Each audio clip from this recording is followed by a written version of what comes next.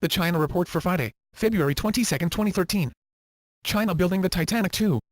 China's ambitious plan to build the Titanic II, a functioning 1-to-1 scale replica of the famous ship, is proceeding. The builders are accepting $1 million offers for the maiden voyage, which is scheduled for 2016. Frequent scandals involving shoddy products, domestically and internationally, have turned the term "made in China" to mean cheap and low-value products. Anyone ready to pony up the dough for Titanic II's maiden voyage? Not me. China wants more nuclear reactors. The number of nuclear reactors being built in China is now 29, which is the most of any country, and 40% of the world's total. China is likely to become the first country in which new reactor designs are built and tested at full size. China is also building a pebble bed reactor, a dream of nuclear scientists since German engineers tried to build one in the 1960s. This kind of reactor should run at extremely high temperatures.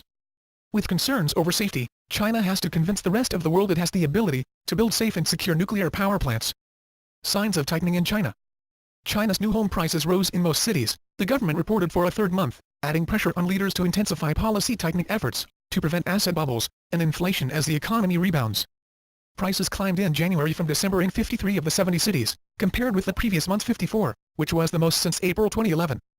Shenzhen, which borders Hong Kong, led the gains with a 2.2% jump from December. Christians in China face government crackdown. Cases of the government persecuting Christians rose 42% last year.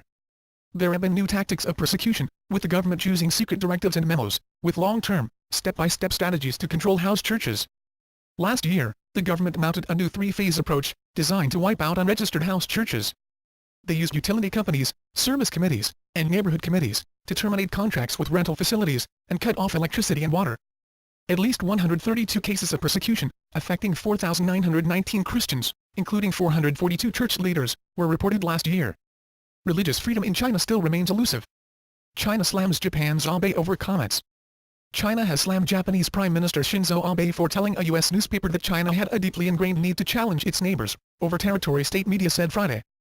The Japanese leader's trip comes as tensions between the Asian giants escalate over rival claims to a group of small islands in the East China Sea that the Chinese call the Diaoyus and the Japanese refer to as the Senkakus. China responded angrily, with violent street demonstrations, damaging Japanese businesses and property, with some Japanese citizens reporting being harassed and physically attacked.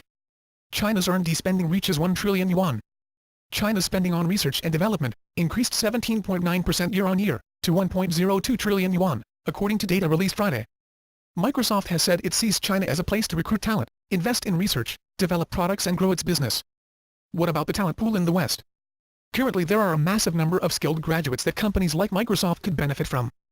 Just another nail in the American industrial coffin? That's the China Report for today. Zaijian.